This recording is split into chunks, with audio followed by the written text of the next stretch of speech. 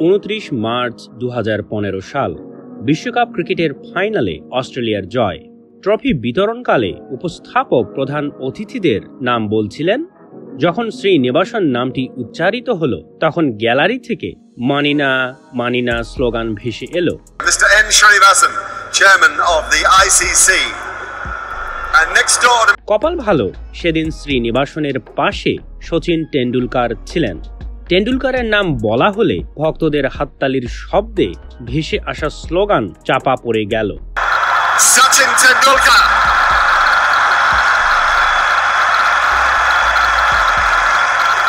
যে লোকটির প্রতি সেদিন গ্যালারির মানুষ বিদ্রুপ ছুড়ছিল তার নাম নারায়ণস্বামী শ্রীনিবাসন।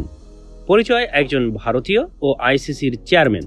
ট্রফি তুলে দিতেই শ্রীনিবাসন মঞ্চে উঠেছিলেন, কিন্তু আইসিসির 3.3 বি ধারা অনুযায়ী বৈশ্বিক টুর্নামেন্টের শিরোপা তুলে দেওয়ার দায়িত্ব সভাপতির। এ দায়িত্বের বিচ্যুতি ঘটার সুযোগ নেই। অর্থাৎ 29 মার্চ ফাইনালে অস্ট্রেলিয়াকে ট্রফি দেওয়ার কথা ছিল আইসিসির সভাপতি মোস্তফা কামালের, কিন্তু সেদিন কামালকে মঞ্চে উঠতে দেয়া হয়নি। কারণ কামাল বলেছিলেন ভারত দুর্নীতির মাধ্যমে 19 মার্চের কোয়ার্টার ফাইনালে জিতেছে। কোয়ার্টার ফাইনালের সেই খেলায় ভারতের প্রতিপক্ষ ছিল বাংলাদেশ। সেদিন ভারতকে জেতানোর জন্য সর্বাত্মকভাবে কাজ করেছে আইসিসি। স্পাইডার ক্যামেরা মাঠে স্থাপন করা হয়নি, অথচ একই মাঠে আগের সব খেলায় এই ক্যামেরা ছিল। মাঠের বড় পর্দায় লেখা উঠছিল জিতেগা ভাই জিতেগা, ইন্ডিয়া জিতেগা। যদিও সেই স্ক্রিনটা আইসিসির আর সেটা নিরপেক্ষ থাকার কথা। কামাল স্ক্রিন দেখে যখন বিজ্ঞাপনটা নামানোর নির্দেশ দেন তখন আইসিসির কমার্শিয়াল ম্যানেজার নীরব থাকেন। এমনকি খেলায় এম্পায়াররা প্রযুক্তির ব্যবহার ছাড়াই বিতর্কিত রায় দিতে থাকেন।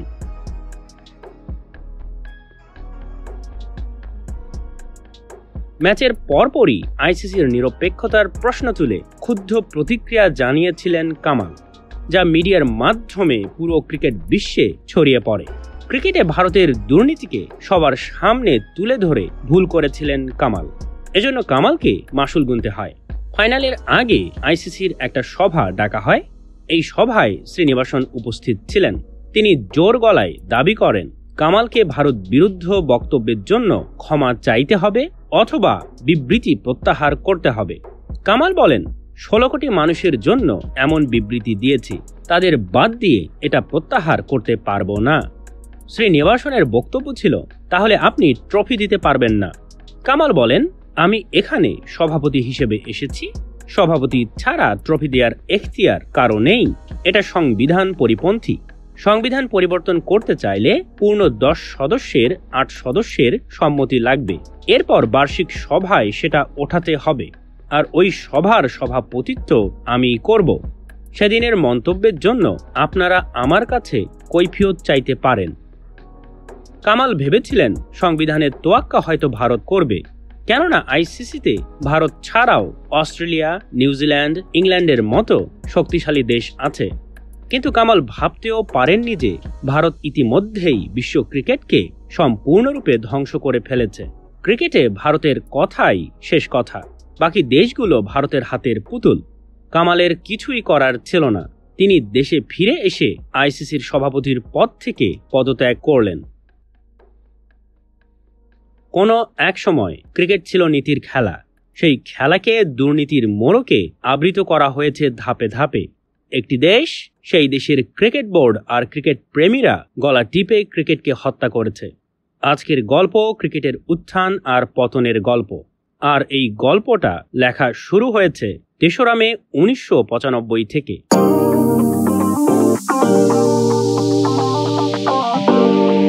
1995 সাল, ওয়েস্ট ইন্ডিজ আর অস্ট্রেলিয়া টেস্ট সিরিজ খেলছে। প্রথম টেস্টে অস্ট্রেলিয়ার জয়, দ্বিতীয় টেস্ট ড্র, তৃতীয় টেস্টে ওয়েস্ট ইন্ডিজের ফিরে আসা। সব মিলিয়ে সিরিজে তখন সমতা।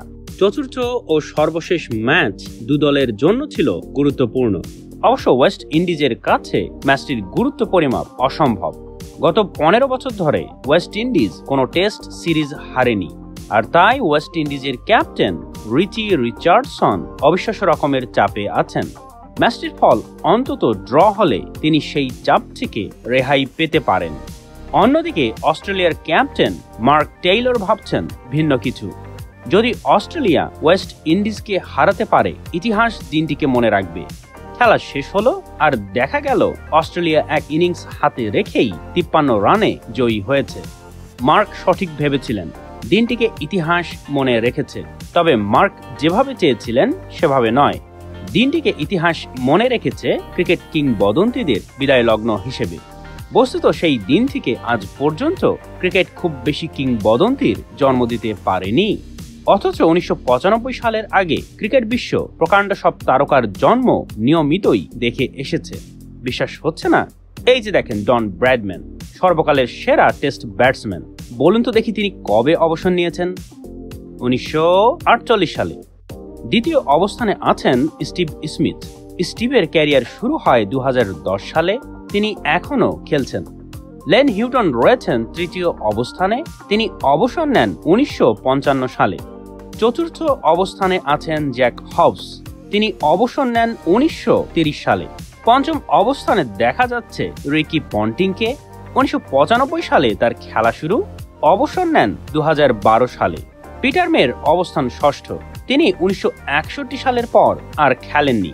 সপ্তম অবস্থানে রয়েছেন ভিভ রিচার্ড, তিনি অবসর নেন 1991 সালে। অষ্টম অবস্থান গ্যারি সোবার্সের, 1974 সালে তিনি অবসর নেন। নবম অবস্থানে আছেন কুমার সাঙ্গাকারা, তিনি 2000 সালে খেলা শুরু করেন আর অবসর নেন 2015 সালে। দশম অবস্থান ক্লাইড ওয়ালকট দখল করেছেন, তিনি 1960 সালে টেস্ট ক্রিকেট থেকে বিদায় নেন।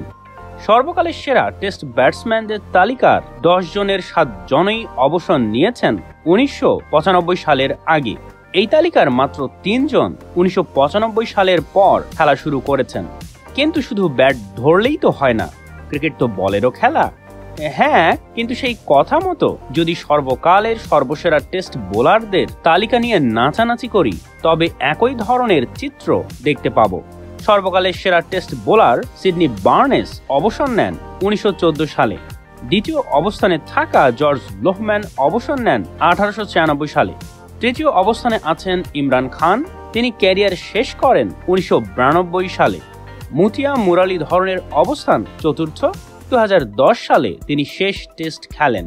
পঞ্চম অবস্থানে আছেন গ্লেন ম্যাকগ্রা, তিনি 2007 সালের পর আর খেলেননি। ষষ্ঠ অবস্থান দখল করেছেন প্যাট কামিংস, তিনি এখনও খেলছেন। সপ্তম অবস্থান টনি লকের, 1968 সালের পর তিনি আর টেস্ট খেলেননি। অষ্টম অবস্থানে দেখছি ভার্নন ফিলান্ডারকে, এই বোলার 2020 সালে অবসর নেন। নবম অবস্থানে রয়েছেন কার্টলি এম্বোর্স, তিনি 2000 সালে শেষ টেস্ট খেলেন। দশম অবস্থান ইয়ান বোথামের, 1992 সালে তিনি শেষ টেস্ট খেলেছেন।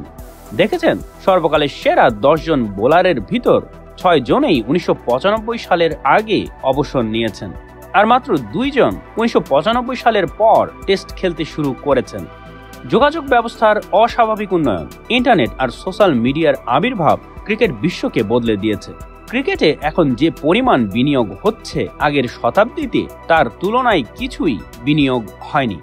অথচ আগেকার মতো বর্তমান ক্রিকেট তারকার জন্ম দিতে পারছে না, আর দর্শকের উন্মাদনাও ধীরে ধীরে হারিয়ে যাচ্ছে, যেমনটা হারিয়ে যাচ্ছে ক্রিকেটের সৌন্দর্য। ক্রিকেট বিশ্বে অশুভ শক্তির কালো ছায়া বিস্তার করছে একটি দেশ, আর সেই দেশটি বাংলাদেশের প্রতিবেশী ভারত।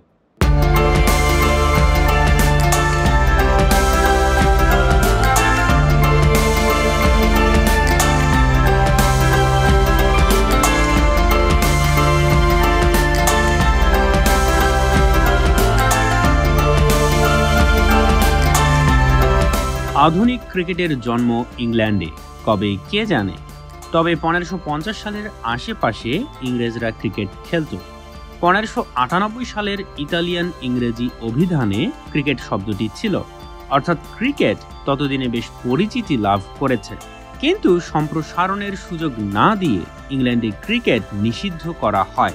রাজার পক্ষ থেকে বলা হয়, দেশের যুবকরা ক্রিকেট নামের ছেলে খেলায় মেতে উঠেছে, তাদের ঘোড়দৌড়, তীর নিক্ষেপ, তরবারির চালনা এসব খেলার চর্চা করা উচিত, যেগুলো সামরিক প্রশিক্ষণে সৈন্যদের দেয়া হয়। এরপরও আইন অমান্য করে ইংরেজরা ক্রিকেট খেলতে থাকে।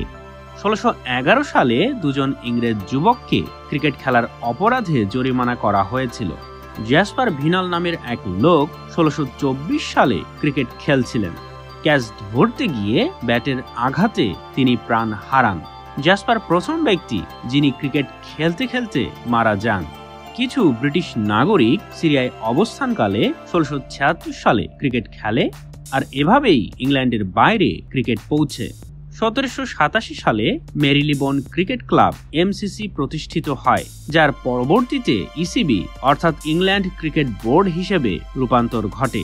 প্রতিষ্ঠার পর 200 বছর ধরে বিশ্ব ক্রিকেট নিয়ন্ত্রণ করছে এমসিসি। 1788 সালে এমসিসির হাতেই ক্রিকেটের নিয়ম কানুনগুলোর আধুনিকায়ন ঘটে। ব্রিটিশ সেনাবাহিনী প্রধান জেনারেল লর্ড হিল 1841 সালে প্রতিটি মিলিটারি ব্যারাকের পাশে ক্রিকেট মাঠ তৈরির আদেশ দেন। এভাবে ক্রিকেট সর্বত্র ছড়িয়ে পড়ে। 1877 সালে প্রথম আন্তর্জাতিক টেস্ট ম্যাচ অনুষ্ঠিত হয়। খেলায় অস্ট্রেলিয়া ইংল্যান্ডকে 45 রানে হারায়। 1889 সালে দক্ষিণ আফ্রিকা প্রথমবারের মতো টেস্ট খেলে। 1909 সালে ইংল্যান্ড, অস্ট্রেলিয়া ও দক্ষিণ আফ্রিকা ইম্পেরিয়াল ক্রিকেট কনফারেন্স বা আইসিসি গঠন করে। এটি পরে নাম বদলে হয় ইন্টারন্যাশনাল ক্রিকেট কাউন্সিল। 1912 সালে ইংল্যান্ড, অস্ট্রেলিয়া ও দক্ষিণ আফ্রিকা ত্রিদেশীয় টেস্ট সিরিজে অংশ নেয়। বহুদেশীয় এই টেস্ট সিরিজটি ক্রিকেট প্রেমীদের ভিতর খুব বেশি উন্মাদনা তৈরি করতে পারেনি। তবে ধীরে ধীরে আইসিসি কয়েকটি দলকে ক্রিকেট খেলাতে সক্ষম হয়। 1928 সালে ওয়েস্ট ইন্ডিজ, 1930 সালে নিউজিল্যান্ড, 1932 সালে ভারত, 1952 সালে পাকিস্তান টেস্ট ক্রিকেট খেলতে শুরু করে। ক্রিকেটকে আরও বেশি জনপ্রিয় করার জন্য খেলার ফরম্যাটে বড় আকারের পরিবর্তনের দরকার ছিল। একথা মাথায় রেখে চালু হয় একদিনের আন্তর্জাতিক ম্যাচ। এরপরই ক্রিকেটের জনপ্রিয়তা বহুগুণে বৃদ্ধি পায়। আইসিসি অনুভব করে যদি একদিনের খেলার উপর একটি বিশ্বকাপ আয়োজন করা হয়, বিশ্বব্যাপী আলোড়ন তৈরি হবে। একথা মাথায় রেখেই 1975 সালে ইংল্যান্ডে প্রথম বিশ্বকাপ আয়োজিত হয়। এই বিশ্বকাপ জয় করে ওয়েস্ট ইন্ডিজ।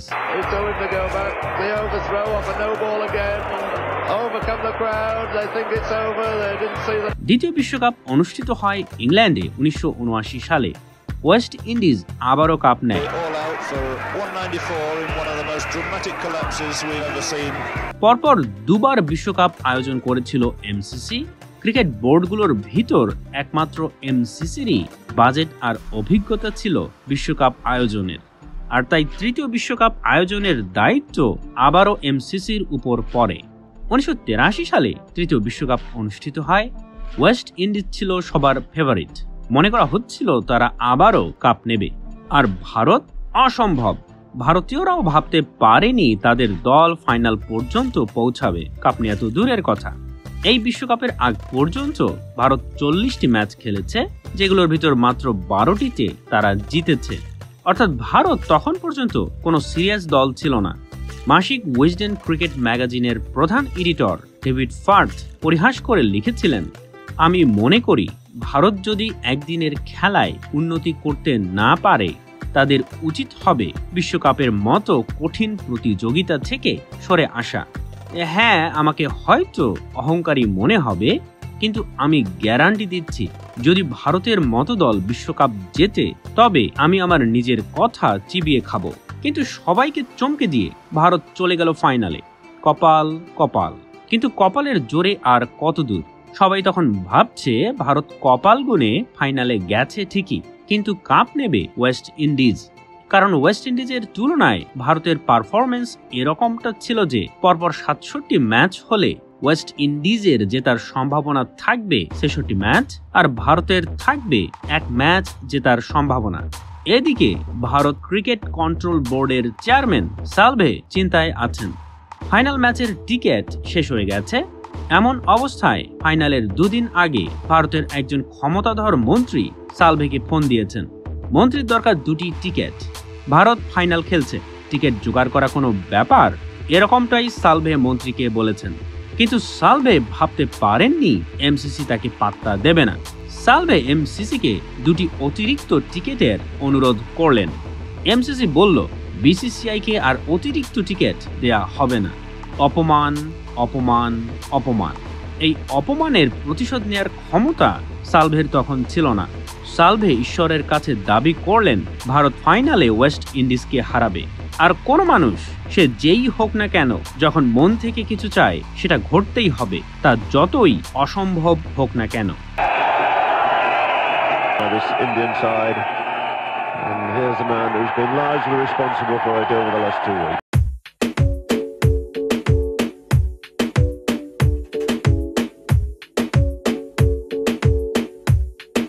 এখন পর্যন্ত ক্রিকেটে একদিনের আন্তর্জাতিক ম্যাচ চালু হয়েছে। ক্রিকেটকে আরও জনপ্রিয় করার উদ্দেশ্যে আইসিসি বিশ্বকাপ আয়োজন করেছে। প্রথম বিশ্বকাপ অর্থনৈতিকভাবে লাভজনক প্রমাণিত হওয়ায় 1979 সালে দ্বিতীয় ও 1983 সালে তৃতীয় বিশ্বকাপ আয়োজন করে আইসিসি। আইসিসিকে নিয়ন্ত্রণ করত ইংল্যান্ড। একমাত্র ইংল্যান্ডেরই বিশ্বকাপের মতো বড় টুর্নামেন্ট আয়োজনের অভিজ্ঞতা, সক্ষমতা আর ফান্ডিং ছিল। প্রথম 3 বিশ্বকাপে ওয়েস্ট ইন্ডিজ এক অপ্রতিরোধ্য শক্তি হিসেবে আবির্ভূত হয়। ওয়েস্ট ইন্ডিজকে টপকিয়ে কেউ বিশ্বকাপ নিতে পারে এরকম চিন্তা ছিল অকল্পনীয়। পরিস্থিতি অবশ্য কিছু বদলে গেল যখন 1983 সালের বিশ্বকাপে ভারত অপ্রত্যাশিতভাবে ফাইনালে উঠে গেল। বিসিসিআই এর চেয়ারম্যান সালভের দরকার ছিল বাড়তি কিছু টিকিট, বেশি না, মাত্র 2টি। কিন্তু ইংল্যান্ডের ক্রিকেট বোর্ড সালভেকে টিকিট দিল না। এশিয়ার একটি দেশ কপাল গুনে ফাইনালে উঠেছে, কাপ তো ওয়েস্ট ইন্ডিজই নিচ্ছে। সালভে, তুমি মুড়ি খাও। সালভে প্রচন্ড অপমান অনুভব করলেন।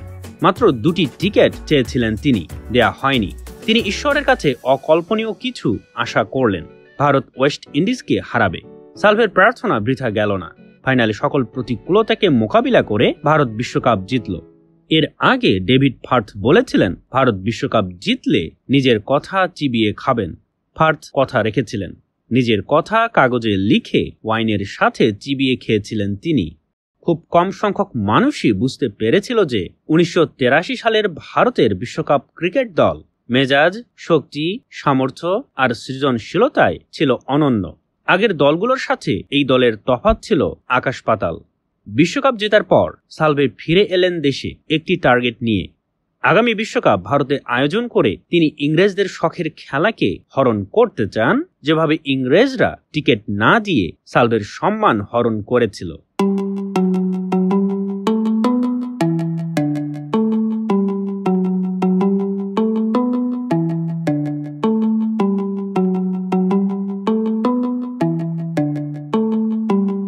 সালভে ভারতে বিশ্বকাপ আয়োজন করতে চান, কিন্তু চাইলেই হবে না। প্রথমে সালভেকে দেখাতে হবে যে এশিয়ার দেশগুলোর বড় টুর্নামেন্ট আয়োজনের সক্ষমতা রয়েছে। বিসিসিআই শ্রীলঙ্কা আর পাকিস্তান ক্রিকেট বোর্ডের সাথে হাত মেলালো। 1983 সালে গঠিত হলো এশিয়ান ক্রিকেট কাউন্সিল, যা 1984 সালে এশিয়া কাপ আয়োজন করে। এভাবে সালভে বিশ্বকে দেখালেন এশিয়া ক্রিকেটের একটি পাওয়ার হাউস। এশিয়া কাপ করা গেছে, কিন্তু এককভাবে বিশ্বকাপ আয়োজনে ভারতের সক্ষমতা তখনও ছিল না। সালভে ভাবলেন বিসিসিআই একাই পারবে না, তবে যদি পিসিবি যোগ দেয়, অর্থাৎ ভারত ও পাকিস্তান হাত মেলায়, তবে যৌথভাবে বিশ্বকাপ আয়োজন সম্ভব। পাকিস্তান ক্রিকেট বোর্ডের প্রধান মালিক নূর খান সালভের প্রস্তাব লুফে নিলেন। এরপরও সালভের সামনে 2টি সমস্যা আছে। তার একটি হলো বিশ্বকাপ শীতকালে আয়োজিত হবে।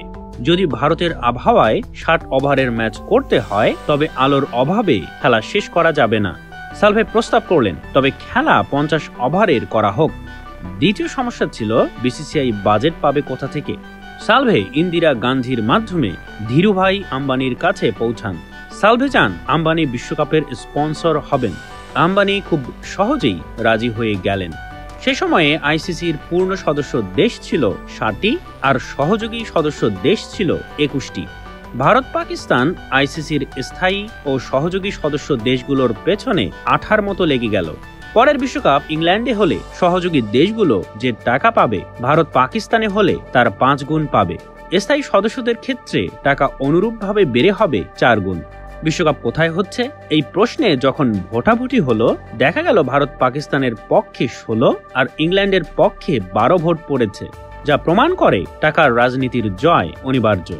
শুধু তাই নয়, সালভের প্রস্তাব অনুসারে নির্ধারিত হলো যে সদস্য রাষ্ট্রগুলো নির্দিষ্ট সময় পর পর বিশ্বকাপ আয়োজন করতে পারবে।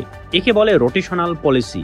এছাড়াও সালভের প্রস্তাব অনুসারে একদিনের ক্রিকেট 50 ওভারের করা হয়।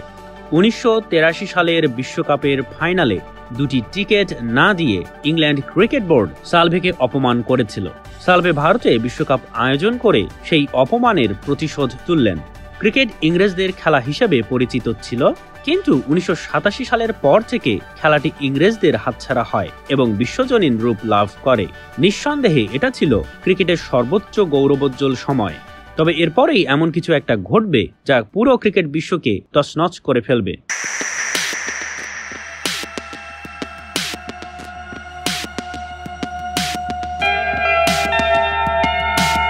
1991 সাল। দক্ষিণ আফ্রিকা ভারতে খেলতে এসেছে। দেশটির ক্রিকেট বোর্ডের অ্যাডমিনিস্ট্রেটর আলী বিসিসিআই এর অ্যাডমিনিস্ট্রেটর ডালমিয়াকে ফোন দিয়েছেন।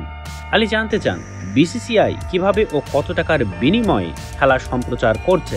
ডালমিয়া জানালেন, বিসিসিআই খেলা সম্প্রচার করছে ভারতের রাষ্ট্রীয় টিভি চ্যানেল দূরদর্শনের মাধ্যমে। খেলা সম্প্রচার করতে বিসিসিআই দূরদর্শনকে ম্যাচ প্রতি 5 লাখ রুপি দিচ্ছে। বিসিসিআই আয় করছে শুধুমাত্র টিকিট বিক্রি ও বিজ্ঞাপন থেকে। আলী অবাক হলেন। তিনি বললেন, ব্রডকাস্টিং রাইট বা সম্প্রচার সত্ত্ব টিভি চ্যানেলের নয়, বরং ক্রিকেট বোর্ডের। আর দক্ষিণ আফ্রিকার কিছু টিভি চ্যানেল ভারতে অনুষ্ঠিতব্য খেলার ব্রডকাস্টিং রাইট কিনতে চায়। এরপর বিসিসিআই $2 লাখ বিনিময়ে ভারতে অনুষ্ঠিতব্য খেলার ব্রডকাস্টিং রাইট দক্ষিণ আফ্রিকার রাষ্ট্রীয় টিভি চ্যানেলের কাছে বিক্রি করে। এতগুলো টাকা এই প্রথম বিসিসিআই এর হাতে এলো। 1991 সালের আগে বিসিসিআই এর আয় যে কত কম ছিল তা 1983 সালের বিশ্বকাপ ক্রিকেট দলের সদস্যদের দৈনিক মজুরির পরিমাণ দেখলেই অনুমান করা যায়। 2100 রুপি।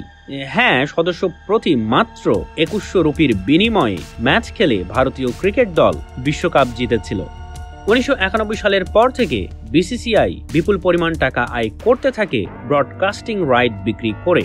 1993 সালে ইংল্যান্ড ক্রিকেট দল ভারতে খেলতে আসে। খেলার ব্রডকাস্টিং রাইট $6 লক্ষ বিনিময়ে বিক্রি করা হয়। একই বছর হিরো কাপের ব্রডকাস্টিং রাইট বিক্রি হয় $5.5 লক্ষ বিনিময়ে। ব্রডকাস্টিং রাইটের টাকায় বিসিসিআই চোখের পলকে বিশ্বের সবচেয়ে ধনী ক্রিকেট বোর্ডে রূপান্তরিত হয়। কিন্তু ভারতের খেলার ব্রডকাস্টিং রাইট কেন টিভি চ্যানেলগুলো কিনবে? এর উত্তর খুবই সহজ। সে সময়ে ক্রিকেটের 100 কোটি দর্শকের 90% ছিল ভারতীয়। অর্থাৎ ভারত যখন খেলে দর্শক থাকে বেশি, ভারত না খেললে দর্শক হয় কম। এদিকে আবার 90-এর দশকে শুরু হয় বিশ্বায়নের বয়ান। বহুজাতিক কোম্পানিগুলোর জন্য ভারতের বাজার খুলে যায়। কেবল টিভির মাধ্যমে কোম্পানিগুলো পণ্যের বিজ্ঞাপন ভারতের আনাচে কানাচে ছড়াতে শুরু করে। ক্রিকেট ছিল ভারতে খুবই জনপ্রিয়। জনপ্রিয়তাকে পুঁজি করে বিজ্ঞাপনে ঢুকে পড়ে ক্রিকেট। বিসিসিআই এর পালে তখন বসন্তের হাওয়া। বিসিসিআই অনুভব করতে সক্ষম হয় ভারতের আছে দর্শক, দর্শক মাত্রই টাকা, আর টাকা দিয়ে সবকিছু কেনা যায়। এরপর থেকে বিসিসিআই আইসিসিকে প্রভাবিত করতে শুরু করে, আর বড় থেকে আরো বড় অঙ্কের টাকা কিভাবে কামানো যায় সেই পরিকল্পনায় ব্যস্ত হয়ে পড়ে।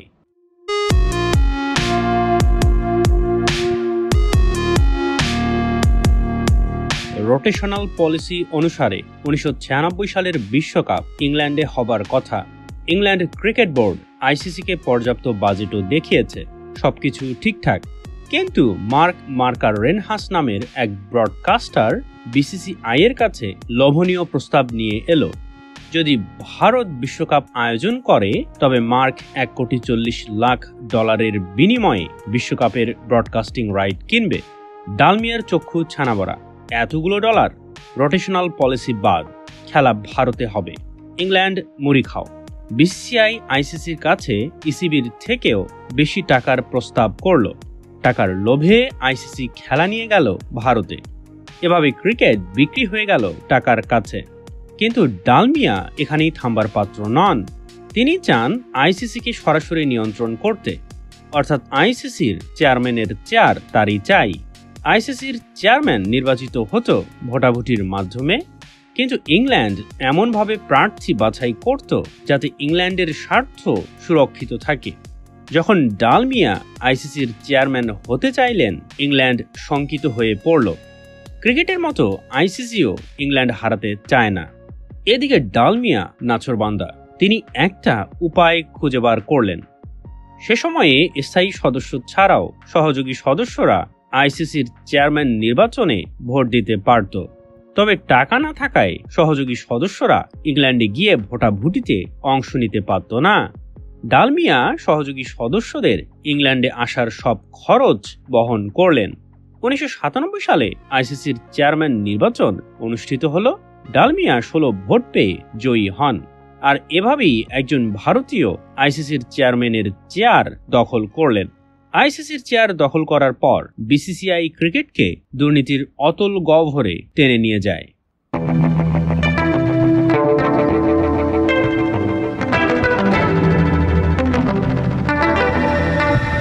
2001 সালের 16 নভেম্বর ভারতের সাথে দক্ষিণ আফ্রিকার টেস্ট ম্যাচ চলছে। ম্যাচ চলাকালে টিভি ক্যামেরায় দেখা যায় সচিন টেন্ডুলকার রেফারিকে না জানিয়ে বল পরিষ্কার করছেন, যা ক্রিকেটে খুবই গুরুতর অপরাধ। এছাড়াও ভারতীয় 4 খেলোয়াড় বারবার আপিল করে সময় ক্ষেপণের চেষ্টা করেন। ক্যাপ্টেন সৌরভ গাঙ্গুলি দলের সদস্যদের নিয়ন্ত্রণে ব্যর্থ হন। এরূপ অপেশাদার আচরণের অভিযোগে ম্যাচ রেফারি মাইক ডিনিজ ভারতীয় 6 খেলোয়াড়কে জরিমানা ও 1 ম্যাচের জন্য নিষিদ্ধ করেন। বিসিসিআই আর ভারতীয় ক্রিকেট প্রেমীরা রেফারির এরূপ সিদ্ধান্ত প্রত্যাখ্যান করল। তারা প্রতিবাদের ঝড় তুলল। আইসিসির নিয়ম কানুন উপেক্ষা করে বিসিসিআই অভিযুক্ত খেলোয়াড়দের শাস্তি বাতিল দাবি করে এবং মাইক ডিনিজকে ফাইনাল ম্যাচ থেকে অপসারণের দাবি তোলে। আইসিসি অবশ্য মাইক ডিনিজের সিদ্ধান্ত বহাল রাখে। বিসিসিআই তখন ঘোষণা করে তারা আইসিসিকে বাদ দিয়েই তৃতীয় টেস্ট খেলবে। প্রশ্ন হতে পারে, ভারত এই ধরনের সাহস কিভাবে দেখাতে পারে? উত্তর খুবই সহজ। ভারতের আছে দর্শক, আর যেখানে দর্শক আছে সেখানে ব্রডকাস্টিং রাইটের ব্যবসাও জমজমাট। বিসিসিআই দক্ষিণ আফ্রিকা ক্রিকেট বোর্ডকে ভয় দেখালো, যদি পরের ম্যাচ না হয় তবে দক্ষিণ আফ্রিকার $8 মিলিয়ন ক্ষতি হবে। কেননা ব্রডকাস্টিং রাইট থেকে দক্ষিণ আফ্রিকার $8 মিলিয়ন পাবার কথা ছিল। দক্ষিণ আফ্রিকা খেলতে বাধ্য হলো। অপরাধ করলে কিছুই হবে না, এটা অনুধাবন করার পর বিসিসিআই আর ভারতীয় ক্রিকেট দল বেপরোয়াভাবে দুর্নীতিতে জড়িয়ে পড়ে। বল টেম্পারিং, অনুকূল পিচে খেলা সরিয়ে নেয়া, বিপক্ষ দলের খেলোয়াড়দের সাথে খারাপ ব্যবহার, পছন্দসই রেফারি ঠিক করা তার কিছু নমুনা মাত্র। পক্ষপাত দুষ্টু এম্পায়ারদের কাজে লাগিয়ে খেলায় জেতা ভারতের স্বভাব হয়ে দাঁড়িয়েছিল। এই কারণে আইসিসি যখন ডিসিশন রিভিউ সিস্টেম খেলায় প্রবেশ করাতে চাইল, তখন বিসিসিআই বহুদিন পর্যন্ত বিভিন্ন উসিলায় এই প্রযুক্তির বিরোধিতা করে এসেছে।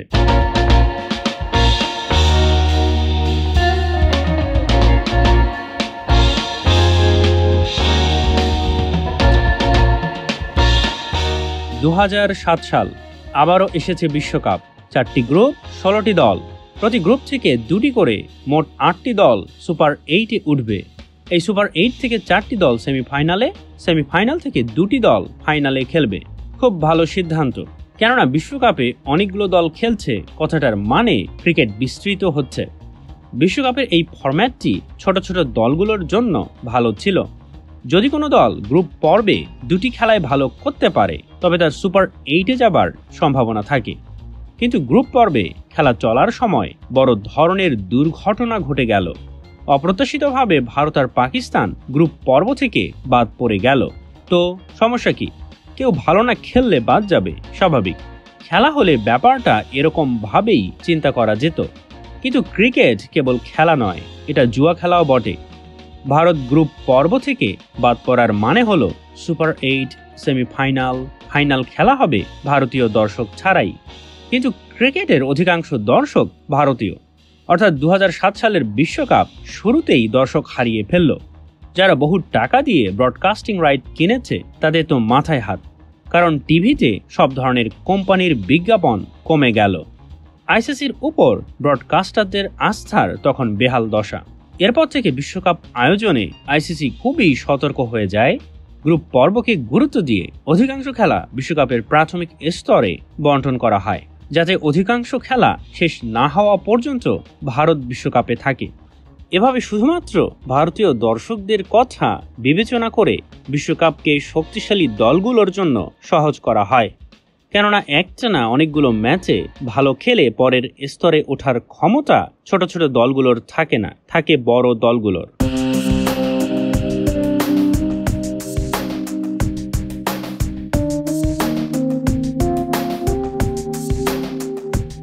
ভারতের আছে অফুরন্ত দর্শক। এই দর্শকদের বিক্রি করে বেশি বেশি টাকা কামানো বিসিসিআই এর একমাত্র চিন্তার বিষয়। এই চিন্তার অন্যতম ফসল ইন্ডিয়ান প্রিমিয়ার লিগ অর্থাৎ আইপিএল। ভারতের সাথে সাথে অন্যান্য দেশগুলো একই ধরনের লিগ চালু করেছে, তবে আইপিএল এর সমান কোনোটাই হতে পারেনি। কেন? কারণ দর্শকের অভাব।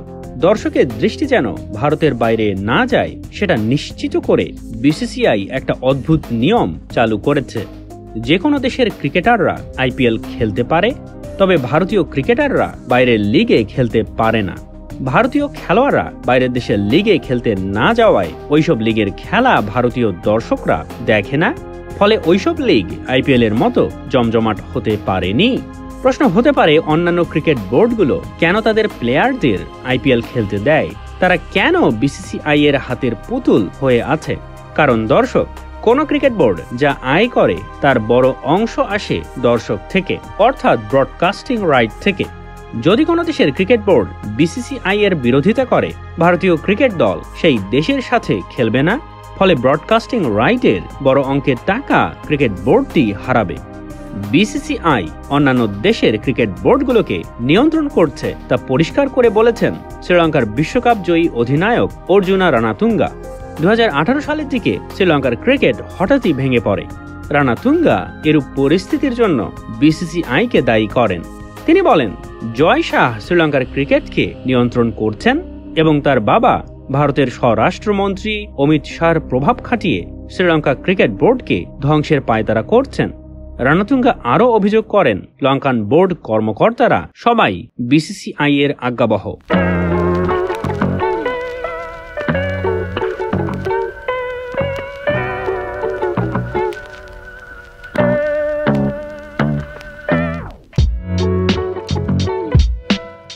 আইসিসি আন্তর্জাতিক ক্রিকেটের সবচেয়ে গুরুত্বপূর্ণ অভিভাবক। প্রতিষ্ঠানটি বিভিন্নভাবে আয় করে থাকে। বিশ্বকাপ আয়োজন তাদের একটি। আইসিসি যা আয় করে তা 2014 সালের আগ পর্যন্ত 12টি পূর্ণ সদস্য রাষ্ট্রের ভিতর সমানভাবে বন্টন করা হতো। এই টাকার উপর নির্ভর করে ছোট ছোট দেশের ক্রিকেট বোর্ডগুলো টিকে ছিল। আইসিসির মুনাফা বন্টনের টেবিলেও থাবা মারে বিসিসিআই। 2014 সালে বিসিসিআই প্রস্তাব করে যে যেহেতু ভারত থেকে আইসিসি 75% মুনাফা পায়, সেহেতু বিসিসিআইকে মুনাফার সিংহভাগ দিতে হবে। ইংল্যান্ড আর অস্ট্রেলিয়াকে সাথে নিয়ে বিগ 3 গঠন করে ভারত। এরপর থেকে আইসিসি তার অর্জিত মুনাফার প্রায় 38% ভারতকে, প্রায় 12% ইংল্যান্ড আর অস্ট্রেলিয়াকে দিয়ে আসছে।